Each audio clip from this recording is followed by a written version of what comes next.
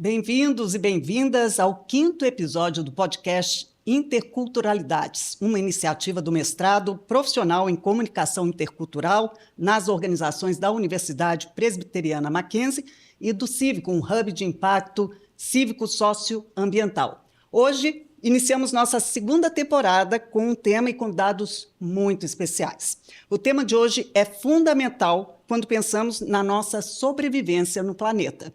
Governança global e mudança climática. Estamos mais distantes do cumprimento das metas climáticas diante do cenário atual? Vivemos tempos de grandes contradições. Nunca fomos tão conectados, mas, ao mesmo tempo, tão fragmentados. Temos ciência dos desafios climáticos, mas ainda não conseguimos agir na velocidade necessária. Temos instituições globais estabelecidas, mas vemos sua credibilidade ser questionada. Como resolver esse impasse, né? Quais os sinais que temos hoje de que conseguimos cruzar, né, a governança global com a questão da mudança climática? Temos alguma chance? Evoluímos ou vivemos retrocessos? Ainda temos tempo para reverter o cenário difícil pela frente?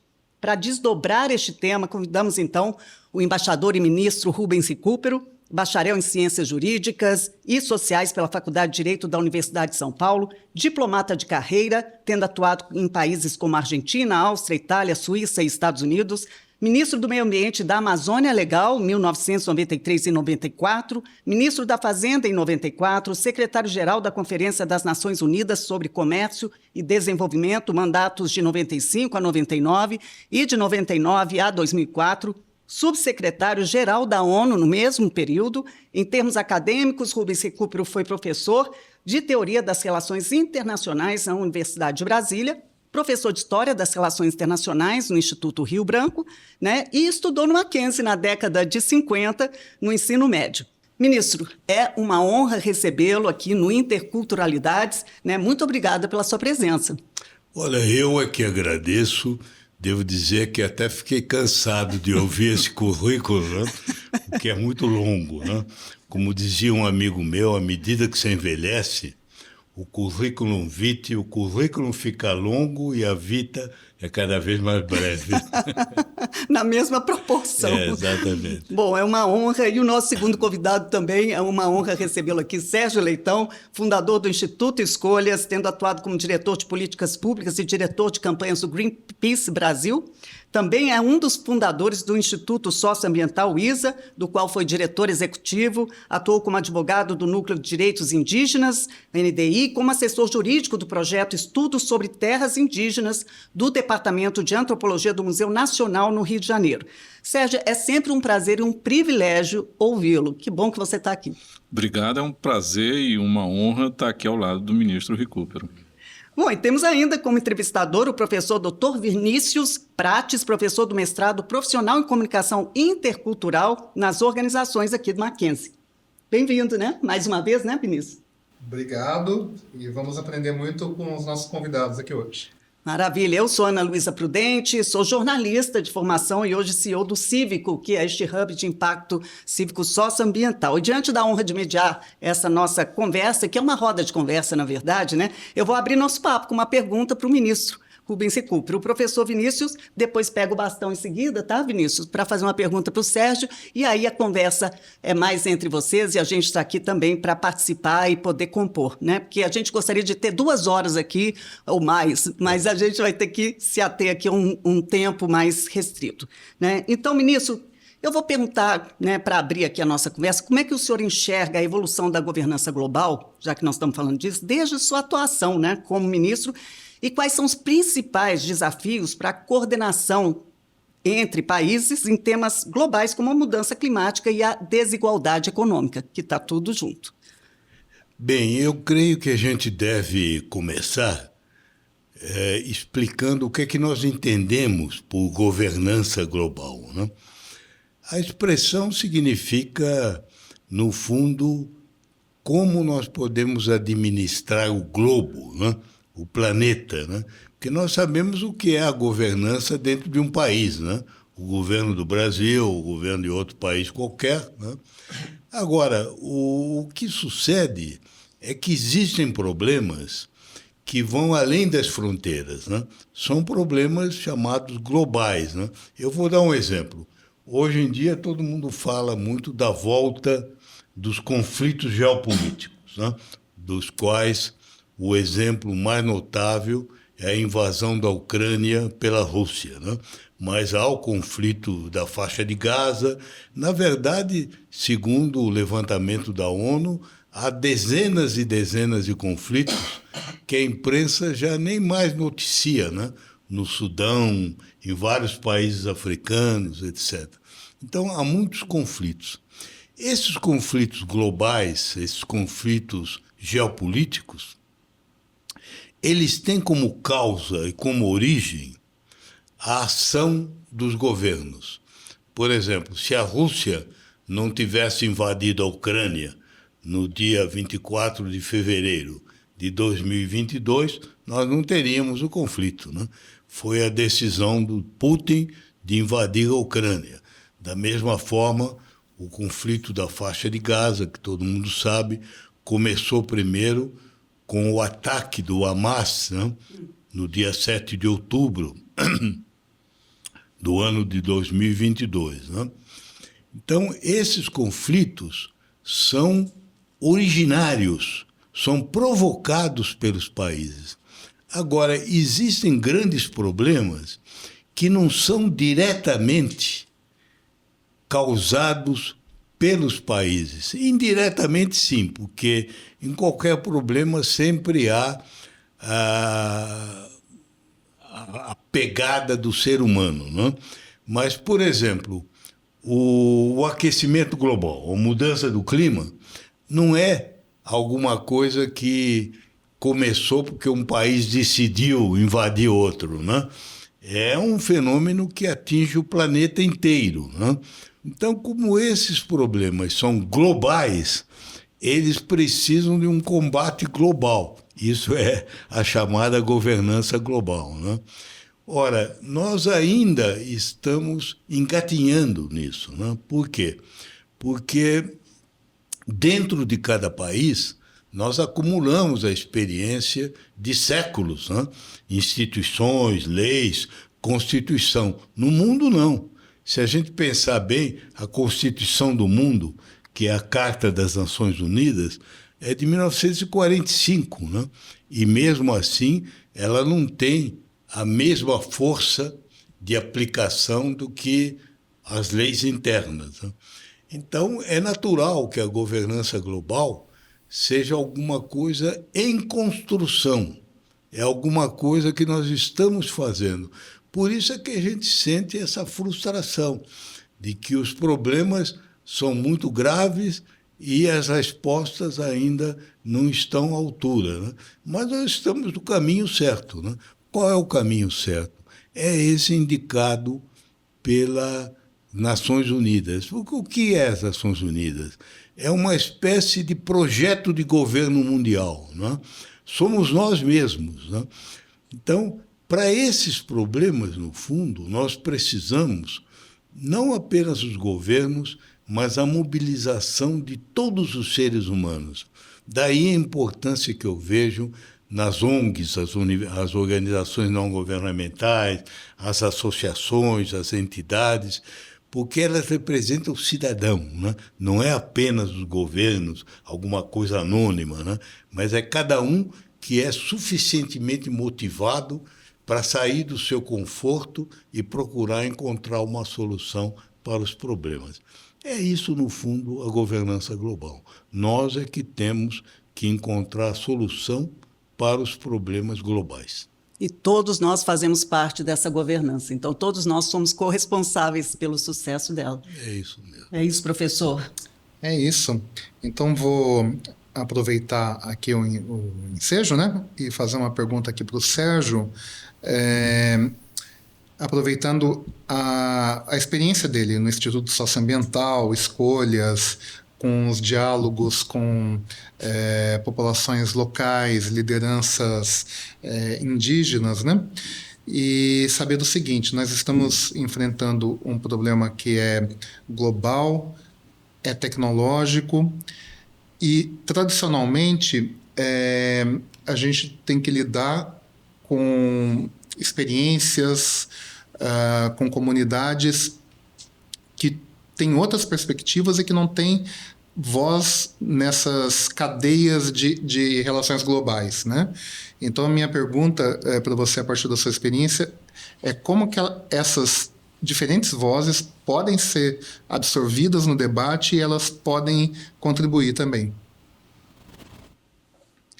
Bem, primeiro, obrigado pelo convite, prazer estar aqui mais uma vez ressaltando, né, o fato, né, com a presença eminente do embaixador, ministro Recupero. O professor Recupero falou de quando a gente passa de uma certa idade, a gente tem mais currículo do que tempo de vida, né? Eu já passei dos 60 um pouquinho, né? Então já estou, né, não com a mesma maestria do professor, chegando lá. Eu comecei a advogar para povos indígenas na década de 80, e era outro país, né? Tem mais de 40 anos. Logo ali após o Brasil ter uma nova Constituição, em 88, e quando você ia ao judiciário, você não tinha todo um conjunto de situações que hoje existe no Brasil. Hoje você tem advogados indígenas, você tem organizações indígenas, e embora continuem tendo advogados, né, similarmente ao que eu fui na década de 80, hoje os advogados indígenas são, né, aqueles que vão aos tribunais fazerem a defesa dos seus direitos. Então, embora essa voz seja sempre uma voz de um encontro de mundos conflitivos ou conflituosos, ela tem uma representatividade que os próprios povos indígenas fazem valer a defesa dos seus direitos. Você tem, por exemplo, aqui a APIB, que é a Associação dos Povos Indígenas do Brasil. Você tem um Ministério dos Povos Indígenas com uma ministra indígena e cujo secretário executivo é, inclusive, meu colega, com muito mais gabarito do que eu, porque ele pode se dizer um jurista. Eu sou um mero, né, rábula de paróquia, como se dizia antigamente. E o doutor Eloy Terena, né, é absolutamente competente, reconhecido internacionalmente. Então você tem hoje uma condição, e que é muito fruto desse processo democrático, que com todos os percalços, todos os problemas, nós fomos capazes de construir como sociedade desde que a gente se redemocratizou e fez a nova Constituição. Então acho que nesse sentido o país, com todos os problemas, ele vai bem, e quando a gente olha ele no contexto do mundo, nesta relação, né, ele tem algo a mostrar que muitos países ainda não têm. E aí eu vou derivar um pouquinho aqui, se a sua pergunta me permitir, para aquilo que eu acho que é um problema que tem a ver talvez mais com o país como um todo, em função da experiência do embaixador Recupero. O embaixador, quando chegou aos Estados Unidos, recebeu a incumbência, me permita aqui roubar suas memórias, mas é em proveito do bem comum, né? A incumbência de vir para o Brasil e ser um dos negociadores na Rio 92. Né? E o senhor foi cuidar exatamente da parte financeira, que é a mais difícil, porque é aquela onde todo mundo, na hora que tem que tirar algo do bolso, é quando realmente as vontades se manifestam. Né? Enquanto é declaração de princípios, todo mundo concorda. Agora, na hora de coçar o bolso, como a gente diz no popular, aí todo mundo fica, né? Mostra a que veio. E o senhor conta num dos seus artigos, né, que a negociação demorou mais de 17 horas, o senhor perdeu um jantar lá com o presidente Bush, o Bush pai e o Collor, né? Mostra da seriedade, porque qualquer outro teria ido para o jantar e deixado a negociação de lado, e isso virou, né, o artigo 33 lá da Agenda 21, que fala do financiamento. Naquele momento se falava da ordem de uma necessidade de 100 bilhões de dólares. Né? Nós estamos hoje falando em 1 trilhão ou 300 milhões, e isso está longe de ser alcançado. E aí ontem, embaixador, eu vi o seu colega André Corrêa do Lago, designado presidente da COP, num texto que ele fez, usar essa expressão, a banalidade da inação. Que nós não podemos, né, ceder à banalidade da inação. E eu fico me perguntando se a gente já não cedeu, porque a gente não fez o principal, que era prover os meios para que os acordos celebrados na Rio 92 pudessem, é por isso que o capítulo se chama Meios de Implementação, como chamou a ministra Marina agora Sim. de manhã, corretamente, aqui na conferência, né, na aula magna, os meios de implementação. E eu fico perguntando para o senhor, e aqui vai uma provocação para ver se eu rompo a sua longa tradição, né, de diplomacia, que é se o Brasil não é um país que, ao longo desses anos todos, por mais que a gente tenha feito avanços, como a gente diz, né, na questão, por exemplo, do respeito aos direitos dos povos indígenas, praticado a inação no sentido de democratizar os meios de acesso aos recursos financeiros, porque a gente é um país que privilegia investimentos que são destrutivos, a gente não foi capaz de fazer aquilo que está na Agenda 21, que é construir um plano de desenvolvimento sustentável. E aí eu me pergunto, usando talvez aquela famosa música do Noel Rosa, com que roupa a gente chega na Rio, aliás, na COP30, e se a gente vai conseguir liderar pelo exemplo, já que a gente vai pedir para os outros aquilo que a gente não faz sequer aqui para dentro. Bem, a resposta é que houve avanços, né? É inegável que desde 92, mais de 30 anos, o nível de conscientização progrediu muito, a legislação, ações concretas e mesmo a mobilização dos meios, né? Nós nunca conseguimos aquele patamar necessário, mas hoje se gasta muito mais em meio ambiente do que antes, né? Eu acho que a gente nunca pode perder o senso de proporção e de medida, mesmo porque se a gente perder esse senso, nós tendemos a sermos dominados pelo desânimo, né? E não agir, né? Eu hoje estou convencido, sabe, depois desses 30 anos lutando em mobilizar recursos, que a solução terá que vir de alguma coisa que o saudoso Maurice Strong já dizia na época. Hoje o Strong está esquecido. O Maurice Strong foi um grande ambientalista canadense, né? Um pioneiro desde a Conferência de Estocolmo, né? E na Conferência do Rio ele era o presidente do Comitê Preparatório. Quer dizer, o Comitê Preparatório era o embaixador Tommy Cole, mas ele era o presidente da conferência do ponto de vista da ONU, né? Não das autoridades brasileiras.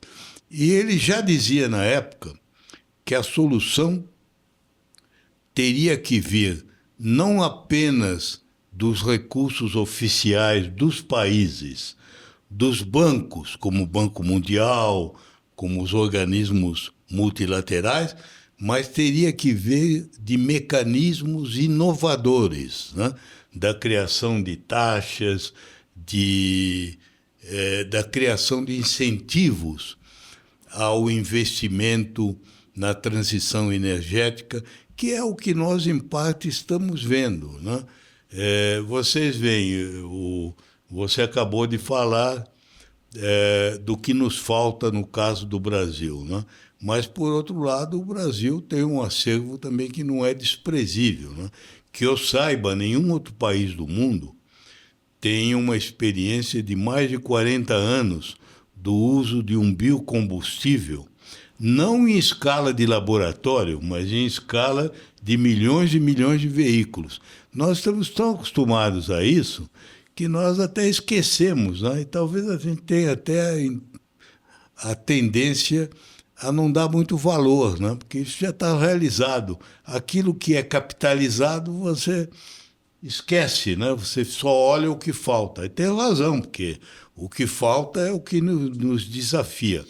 Mas a gente não deve correr o risco de esquecer que o Brasil realizou isso que nenhum outro país realizou, né? Por outro lado, também eu não vou dizer que seja uma virtude nossa, é em grande parte fruto da nossa natureza, né? grande parte da nossa eletricidade é gerada por meios limpos e renováveis. No nosso caso, a hidroeletricidade. Vocês sabem que no Brasil há momentos em que mais de 90 e poucos % da eletricidade é por meios limpos e renováveis. Sobretudo a água, a hidroeletricidade, mas também o sol, né? O vento, né? A biomassa, que o Brasil é muito rico em biomassa, né? Vocês sabem que isso é um fato notável, né? Se você olhar para a China e para a Índia, grande parte deles vem do carvão, né? Eles estão aí poluindo a atmosfera porque eles não encontraram outro caminho, né? Então, o que eu direi é que nós precisamos multiplicar esses exemplos de êxito, né? E não acreditar que virá tudo de doações. Doações não vem, né? A gente já vê pelo Trump, os países. Hoje em dia, todo país tem problema de orçamento. Então, nós vamos ter que procurar cada vez mais, através da tecnologia que torna mais barato, né? E que torna interessante.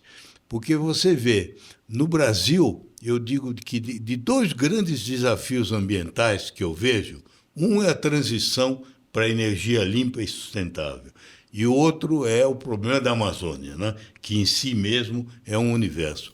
Dos dois, o Brasil já tem soluções de mercado para o primeiro, não tem para o segundo.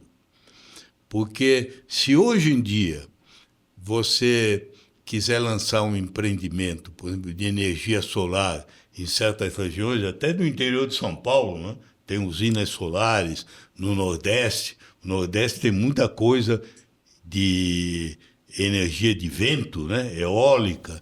Se você quiser lançar um projeto, por exemplo, na base da cana-de-açúcar, isso se faz pela lógica capitalista, não precisa de caridade nenhuma. As pessoas fazem porque ganham dinheiro com isso, né? Existem fórmulas de mercado, ainda não totalmente, né? Porque o ideal vai ser o momento em que, por exemplo, o combustível fóssil não possa mais competir. No Brasil ainda tem ilusão, né, de que eles vão durar muito tempo. Eu acho que não vai.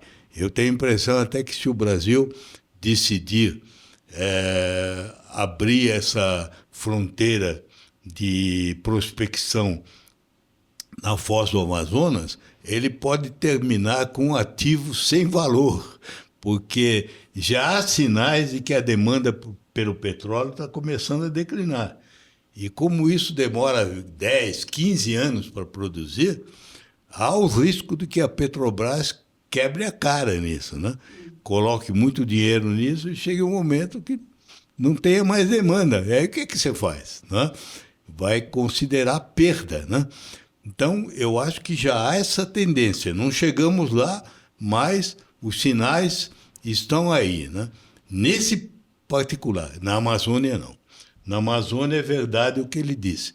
Ainda compensa mais pôr fogo na floresta e colocar o gado, você ganha mais dinheiro do que com a floresta em pé. A gente sabe que, em teoria, não é assim, né? Se a gente tivesse uma boa bioeconomia, soubesse aproveitar as essências nativas e tudo, teria mais valor do que colocar fogo na mata. Mas ainda não chegamos a essas soluções de mercado, né? Então, é aí que nós temos que nos esforçar mais. No caso da Amazônia, nós ainda não temos essas soluções, mas podemos vir a ter, porque já há algumas experiências pioneiras que estão dando certo, né? Mas que têm que ser multiplicadas, né? Por exemplo, a plantação de culturas arbóreas perenes, né? Que mantenham cobertura do solo, né? Por exemplo, a palmeira que produz babaçu para produzir o azeite de babaçu, né? O óleo de palma, como se chama. O açaí, há 30 anos atrás, ninguém falava nisso, né? Agora é um produto. A Marina lembrou a castanha, lembrou a borracha, mas quem que falava em açaí há 30 anos atrás? É um produto novo, né? Então, nós temos que criar produtos novos assim, que vão tornando mais vantajoso conviver com a floresta. E, sobretudo, uma coisa também que você tem razão, o Brasil ainda não fez. O Brasil se comprometeu a plantar não sei quantas milhões de árvores. 12 milhões de hectares. 12 milhões de hectares e ainda não plantou. Né? É o tamanho da Inglaterra inteira. Porque nós precisamos não só evitar o pior, mas melhorar o que já existe. Né?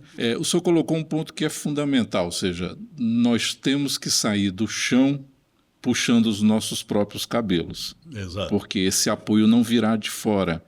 Mas a nossa retórica nos organismos internacionais e nessas negociações é que a gente se comporta como um pobre, né? Uma coisa são as nossas desigualdades internas, que são profundas, continuam abissais, mas outra coisa é esperar que essa solução do nosso problema tecnológico, do fato de que a gente tem uma dependência muito forte do combustível fóssil, porque mais de 50% da nossa matriz de transporte depende, né, de diesel, depende de gasolina. E aí a impressão que me dá, e isso é uma espécie de constante na retórica ou na narrativa governamental e também dos agentes privados, principalmente do empresariado, de que a gente é rico na hora de desmatar. Na hora de desmatar, o dinheiro é meu, mas na hora de conservar, aí eu digo que eu preciso do dinheiro internacional. Como esse dinheiro internacional não vem, eu tenho a desculpa perfeita para nada mudar aqui dentro. Quando a gente tem recursos, porque a gente tem um Banco Nacional de Desenvolvimento Econômico e Social, que é uma potência em termos de recursos, a gente tem um plano safra que financia a agricultura com todas as suas bondades e os seus problemas, com mais de 300 bilhões. Então, a pergunta que fica de nós para nós, como país, como sociedade, como cidadãos e cidadãs, é em que hora nós vamos fazer aqui um acordo com toda essa extrema dificuldade hoje em função da polarização, que só se arraigou muito mais do que, né, ao seu tempo de intensa atividade, para que a gente possa encontrar esses problemas e fazer este país entender que a gente vai precisar ser, né, gestores do nosso próprio destino, senão não vai haver nem a transformação ecológica de que fala o ministro Fernando Haddad. O seu plano se chama assim, está longe de ser um plano de desenvolvimento sustentável como, né, gostaria a Agenda 21. Mas quando é que a gente vai fazer esse encontro de nós com o nosso país para darmos conta dos nossos problemas? Olha, o caminho é esse mesmo, né? Você acabou de dizer, né? Nós nos concentrarmos naquilo que falta. Por exemplo, o combustível para transporte, né? Nós sabemos que é perfeitamente possível produzir biocombustível que substitua o diesel, né? Nós sabemos que existem fórmulas para isso e o governo precisa criar incentivos, inclusive fiscais, assim como criou para outras finalidades, e muitas vezes até finalidades negativas, né, para favorecer grupos. O governo tem que começar a criar incentivos fiscais para que haja financiamento e investimento nessas áreas que faltam, né? E eu concordo inteiramente com aquilo que você disse, né? Eu não gosto muito desse papo que é muito comum aqui, dizer que o Brasil é um líder, que se torna um líder ambiental. Na verdade, o histórico da atuação brasileira internacional em matéria de meio ambiente foi de destaque, mas mais, como você mesmo disse, como um país em desenvolvimento, né? Um país que alegava que precisava que tivesse um tratamento especial e diferenciado por ser um país em desenvolvimento. E como a Marina já disse em outra ocasião muito bem, muitas vezes esse tratamento, essa contribuição diferenciada significa na prática nenhuma contribuição, né? Quer dizer, o Brasil tem que, se ele quiser fazer jus a uma liderança ambiental, ele tem que sair dessa atitude defensiva e tem que passar uma atitude muito mais proativa, né? Um dos passos é aumentar o nível de ambição da nossa contribuição nacional, né? Nós precisamos aumentar, porque até agora o que a gente prometeu não exige um esforço tão grande como seria necessário, né? Então, eu acho que faz parte da nossa própria ação dentro do Brasil. E falando do ministro Fernando Haddad, sabe, eu também tive muita esperança quando ele anunciou aquilo, e está demorando, mas eu acho que o Ministério da Fazenda tem um potencial grande para colocar a política econômica a serviço dessas causas. E até agora talvez tenha se deixado distrair, né, por outras questões, outras falsas prioridades, e não chegou a esse ponto. Mas é preciso lembrar isso e cobrar dele, né? Cobrar dele aquela promessa de definir incentivos e mecanismos mais concretos que ainda estão faltando, né? Estamos aqui chegando na COP30, né? Porque a gente falou tanto antes dessa possibilidade, desse momento. É uma oportunidade. É uma né? oportunidade. E quando o Sérgio fala com que roupa o Brasil vai chegar lá, né? É muito bom, porque a gente pode chegar realmente. Eu gosto da sua visão, ministro, positiva de tudo que a gente já fez, avançou, é evidente. Temos muito que celebrar, né? Do ponto de vista mesmo de até de conquistas de avanços tecnológicos, né? Para a gente olhar para essas questões que são, né, do tema do clima, né? Mas a gente tem que fazer mais e não vai ser no tempo, porque o tempo é curto, né? A gente está com um tempo curto para uma ambição grande e pouca, eu acho que em um engajamento pensado numa aliança, pensado numa, né, governança que não está fácil, né? Porque a sensação é que a gente avançou até aqui, agora parece que o mundo deu, né, começou a andar para trás, né, do ponto de vista mesmo das lideranças, né, de uma visão como prioridade, né? O senhor falou aí das prioridades. Se a questão, né, do clima, da emergência, a urgência climática, né, a emergência, não for vista como prioridade, como é que vai ser? E o Brasil tem um papel aí, não só pelo que ele já fez, mas pelo tamanho, né? E tudo também, onde começou foi aqui, né? Vamos lá para a Eco 92. É verdade. Né? Então, eu acho que essa é a oportunidade, né, Sérgio? Porque acho que o ministro colocou uma coisa super importante, que é nós também entendermos, aí eu vou correr o risco aqui de entrar na sua seara, mas o senhor, por favor, me repreenda se eu assim errar. Por favor. Né? Seja meu juízo, por favor. Que a nossa diplomacia sempre foi muito econômica, no sentido de nos defender, né, do jogo voraz da negociação internacional. E ela foi muito pouco ambiental. Né? Não, eu concordo plenamente.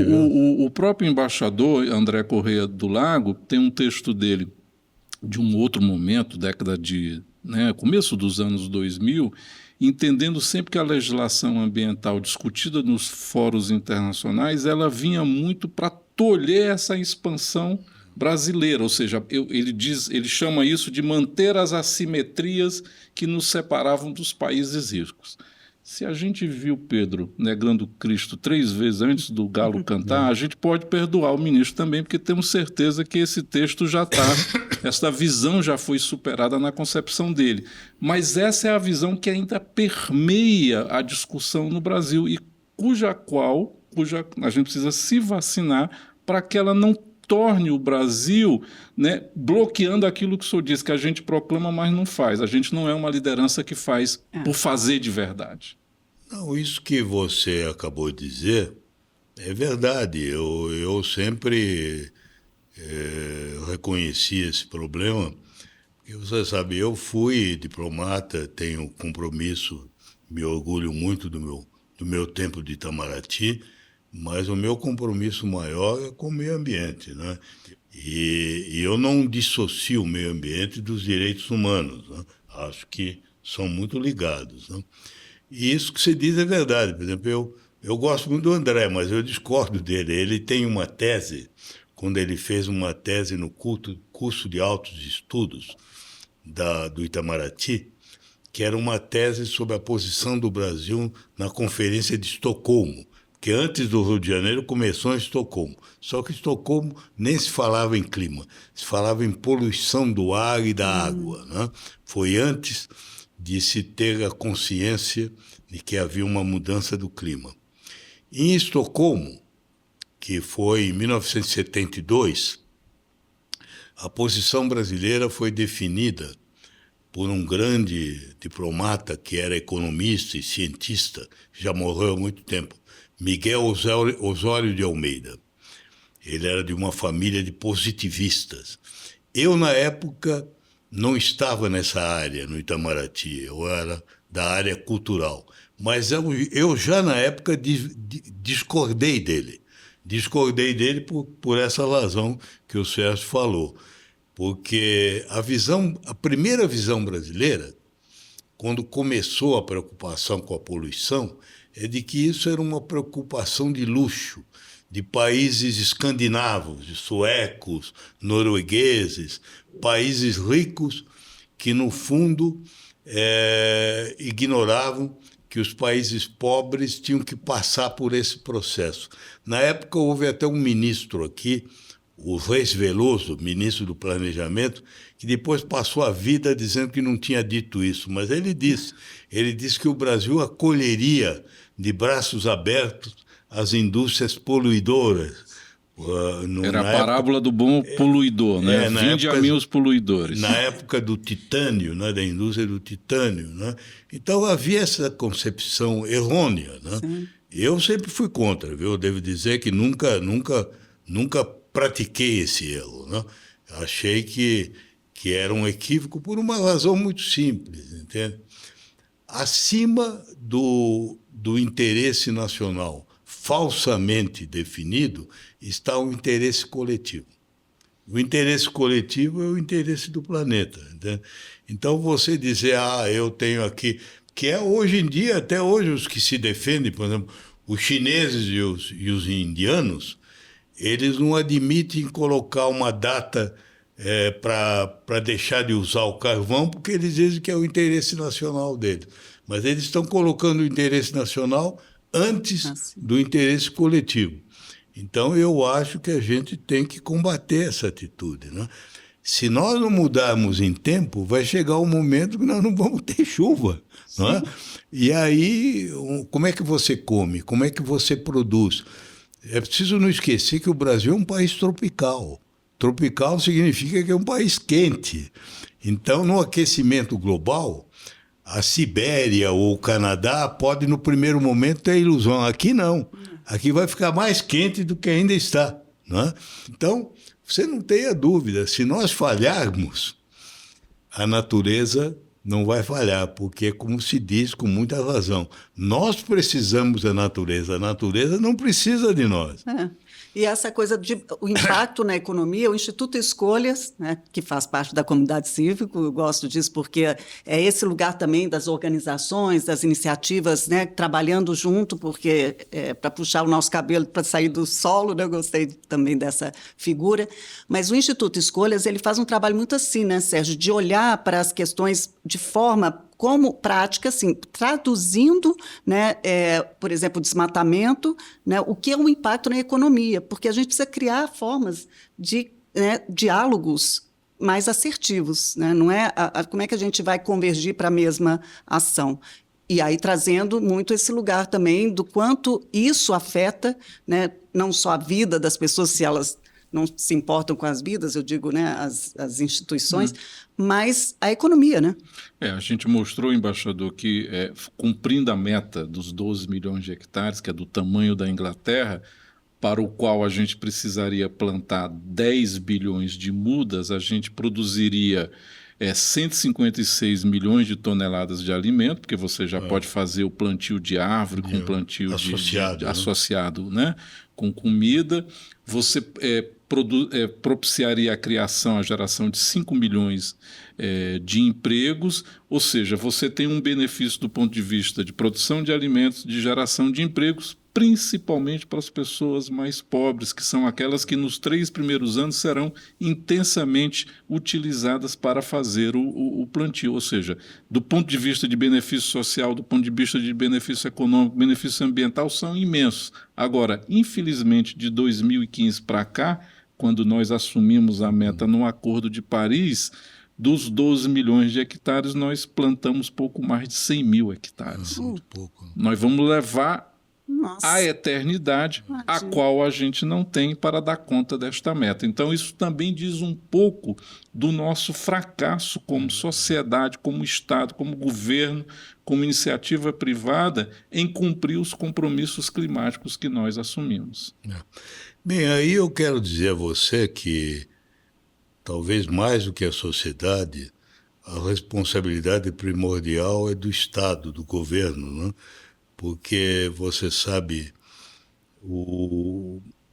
se o governo não fizer nada, deixando as coisas a si mesmo, o regime que nós vivemos, o regime econômico que nós vivemos, é um regime motivado pelo lucro, né? Pelo capital. Sim. Né? Isso não pode ser deixado a si próprio, né? O governo tem que criar mecanismos, legislações, intervenções. Justamente por isso é que eu digo, precisa criar incentivos. Porque se não fizer nada e esperar que a sociedade faça, é difícil, porque a sociedade o que é? O regime capitalista. O regime capitalista é imediatista, né? Ele vê o lucro imediato. Se não houver mecanismos que obriguem, que tornem atrativo isso não vai ocorrer. Então, aí eu acho que a deficiência maior tem sido do governo, né?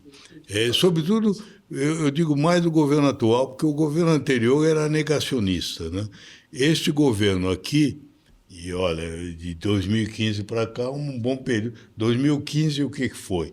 Era o período Dilma. do Temer, né? Dilma. Dilma, depois de 16 foi o impeachment, houve aquela recessão enorme, depois nós tivemos o retrocesso do Bolsonaro. Quer dizer, nós voltamos a ter condições relativamente normais com este governo. Esse governo, eu acho que ele tem boa intenção, mas ele tem uma competência técnica baixa. A competência de realização dele é baixa em quase todos os setores, né? E isso se manifesta nesse caso que ele citou. Não, eu ia aproveitar aqui, lembrando, eu acho que vieram uns temas aqui da política, da ideologia, de como isso tem se realizado hoje. O senhor está falando de retrocessos, né? O Sérgio falou aqui, por exemplo, da banalidade da inação, né? E que eu entendo que isso é uma derivação lá da banalidade do mal, né? Da Hannah Arendt, né?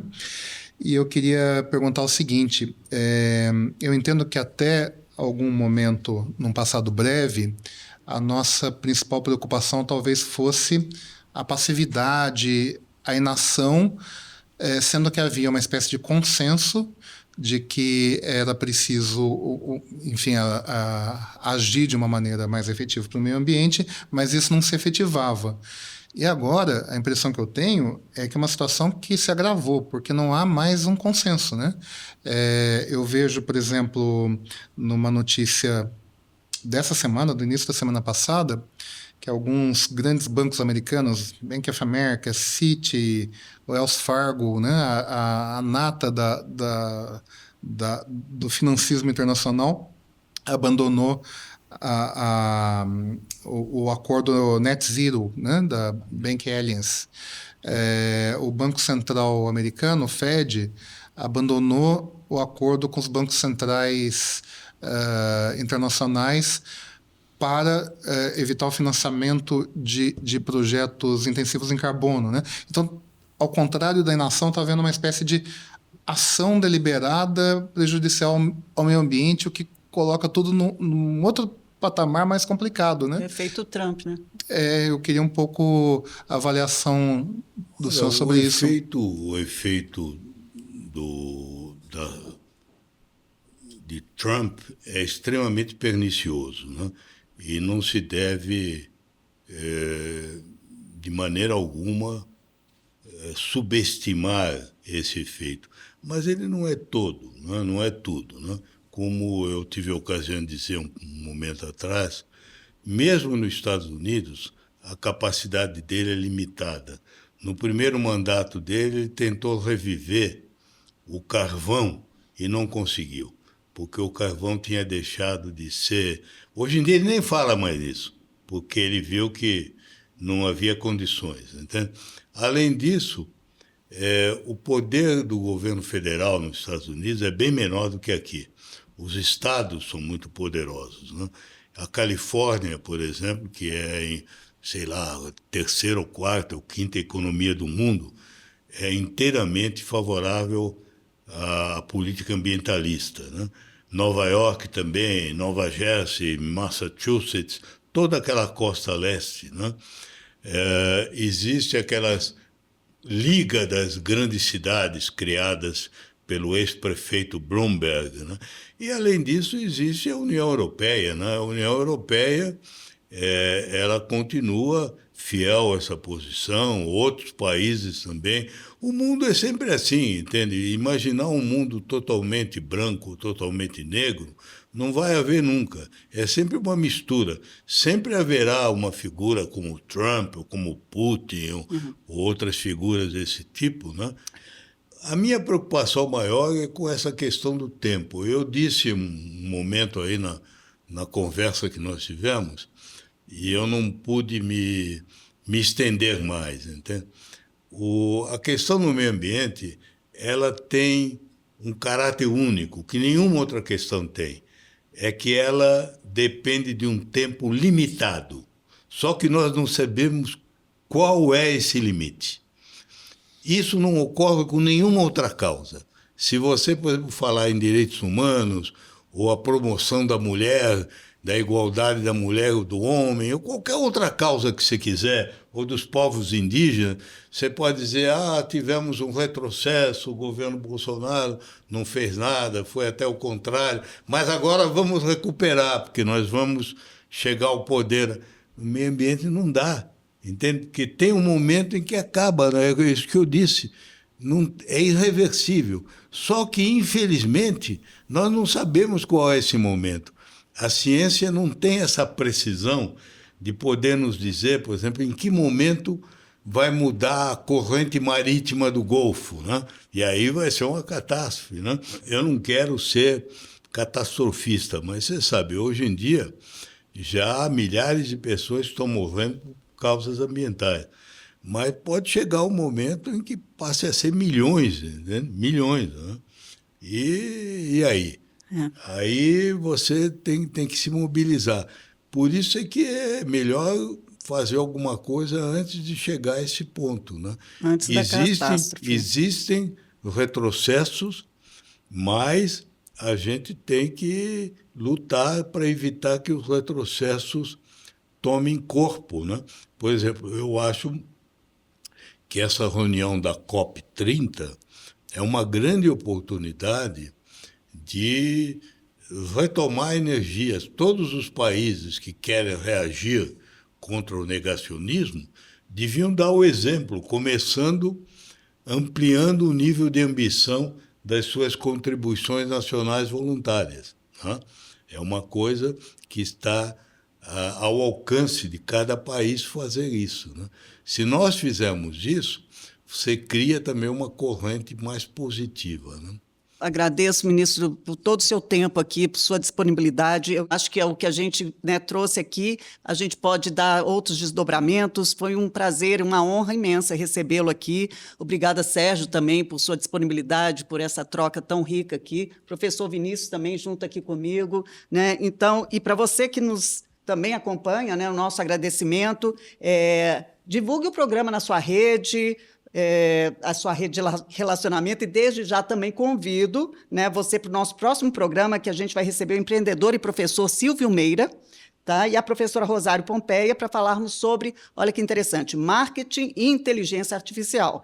Quem anda fazendo download do futuro e quais são os resultados? Aguardem. Fique conosco e até a próxima.